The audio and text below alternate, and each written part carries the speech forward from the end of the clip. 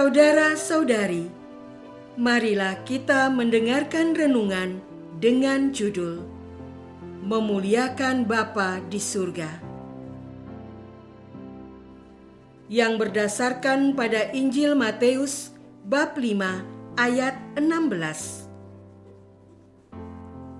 Yesus bersabda, "Demikianlah hendaknya terangmu bercahaya di depan orang, supaya mereka melihat perbuatanmu yang baik dan memuliakan Bapamu yang di surga." Dalam nama Bapa dan Putra dan Roh Kudus. Amin. Saudara-saudari terkasih dalam nama Tuhan Yesus Kristus,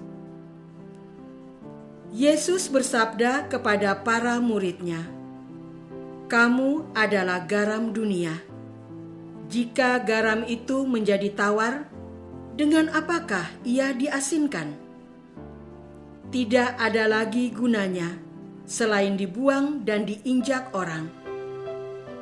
Kamu adalah terang dunia. Kota yang terletak di atas gunung tidak mungkin tersembunyi. Lagi pula, orang tidak menyalakan pelita lalu meletakkannya di bawah gantang, melainkan di atas kaki dian, sehingga menerangi semua orang di dalam rumah itu. Demikianlah hendaknya terangmu bercahaya di depan orang, supaya mereka melihat perbuatanmu yang baik dan memuliakan Bapamu yang di surga."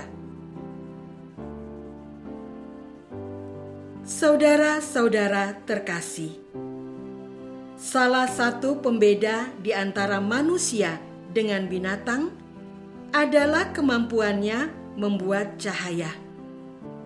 Sinar matahari, sinar bulan, cahaya api, cahaya petir adalah buatan alam. Kunang-kunang yang mengeluarkan cahaya tidaklah membuat cahaya, tetapi memancarkan cahaya dari tubuhnya secara alami. Manusia dengan perkembangan kemampuan intelektualnya berhasil membuat cahaya yang tidak alamiah. Di samping unsur panas, api dalam berbagai wadahnya membagikan cahaya yang dibuatnya. Berbagai media cahaya dari api pun dibuat dari api unggun hingga lampu Petromax. Cahaya api ini dimaknai sebagai api suci, seperti cahaya lilin atau lampu kecil yang selalu menyala di dekat tabernakel. Dalam perkembangannya, manusia bisa membuat cahaya bukan dari api saja, tetapi dari listrik. Dunia semakin terang saja. Berbagai tempat diberi cahaya buatan, membuat gelapnya malam tersingkirkan. Cahaya menunjukkan kemajuan peradaban manusia. Kota-kota metropolis membagikan cahayanya kemanapun sejauh mungkin. Perkembangan dunia digital membuat manusia bisa mengatur cahaya buatan itu di panggung hiburan, di layar media sosial, di pertokoan, di gedung bertingkat. Cahaya tentu saja sangat membantu berbagai ilmu, seperti sinar ronsen yang membantu dunia medis. Seperti pepatah mengatakan, ada gula, ada semut. Demikian pula di mana ada cahaya, di situ ada manusia hadir. Semakin terang cahaya di sebuah tempat, semakin banyak manusia yang beraktivitas di situ. Saudara-saudara terkasih, cahaya adalah salah satu unsur di bumi yang mengubah hidup manusia. Dunia yang sebelumnya gelap gulita tersibakkan dan menampakkan dirinya. Setitik cahaya saja bisa mengusir gulita satu ruangan. Dengan cahaya itu, manusia dapat melakukan banyak kegiatan. Melangkah lebih nyaman, mencari suatu benda lebih gampang.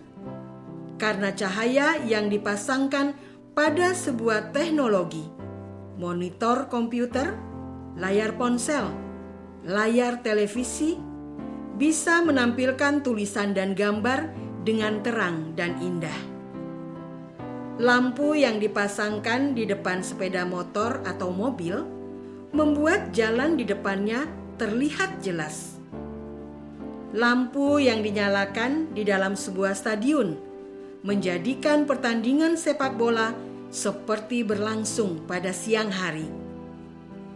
Karena sangat bermanfaat bagi kehidupan, tidak ada seorang pun yang menolak cahaya.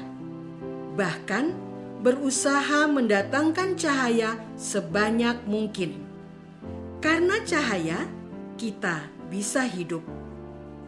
Menjadi aneh kalau seseorang itu menolak cahaya, atau jika ia bisa hidup justru karena tidak ada cahaya.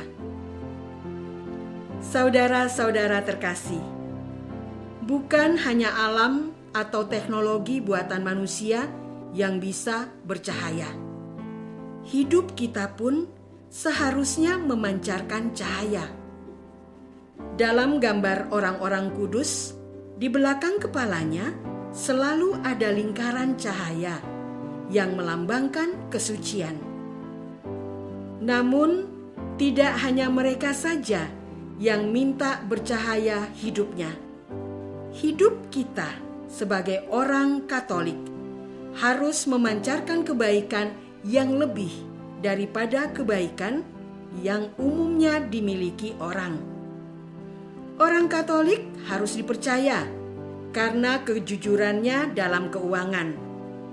Orang Katolik harus kreatif dan proaktif, tidak sekedar mengikuti jalan, perintah, dan kehendak masyarakat umum.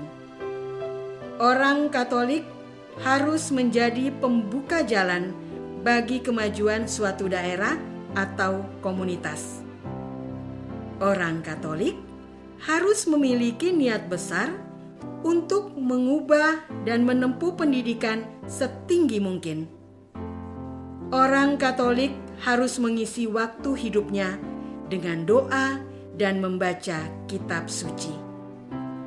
Inilah panggilan kita sebagai orang Katolik di tengah masyarakat, yaitu menjadi cahaya yang menerangi kehidupan bersama. Apakah dengan menjadi cahaya, masyarakat menjadi menghormati kita? Bukan. Tuhanlah sumber cahaya hidup kita. Cahaya hidup kita membantu masyarakat agar semakin beriman kepada Tuhan.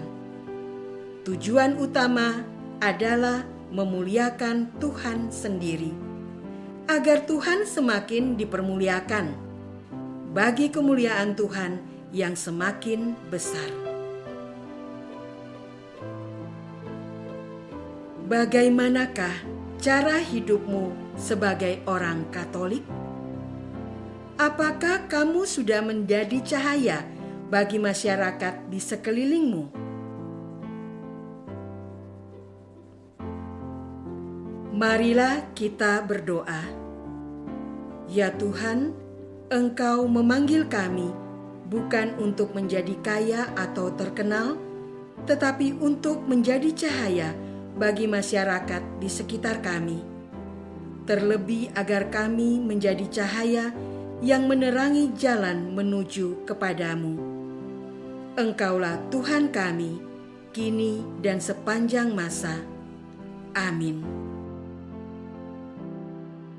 Semoga kita semua selalu dinaungi dan dibimbing oleh berkat Allah yang Maha Kuasa, Bapa dan Putra dan Roh Kudus. Amin.